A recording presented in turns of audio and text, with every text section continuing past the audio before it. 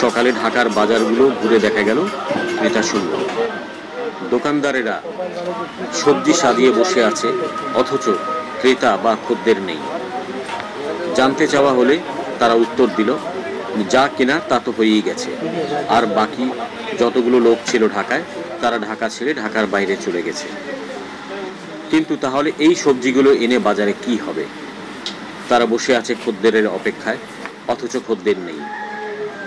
অলস দিন কাটাচ্ছে দোকানদাররা। আমরা আজকে যে বাজারে এসেছি সেই বাজার হচ্ছে ঢাকার মিরপুর 11 নম্বরের বাজার।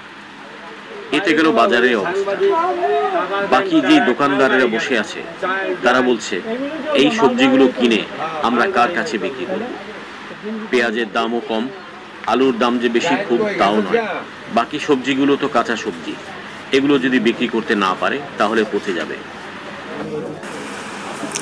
করোনা ভাইরাসের আতঙ্ক মানুষকে ঘরের মধ্যে করে রেখেছে, আর যতটুকু লোক ছিল ঢাকায় তার বেশিরভাগই চলে গেছে দেশের বাড়িতে।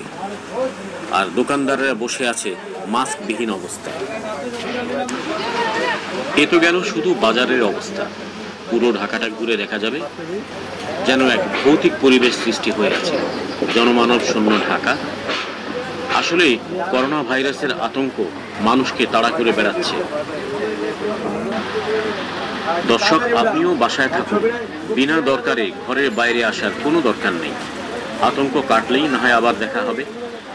আমরা চেষ্টা করব প্রতিদিনই ঢাকার কোথাও না কোথাও আপনাদের সঙ্গে নিয়ে এই ধরনের ভিডিও শেয়ার করার জন্য। আমাদের সঙ্গেই থাকুন, চলুন বাকি ভিডিওটুকু দেখি।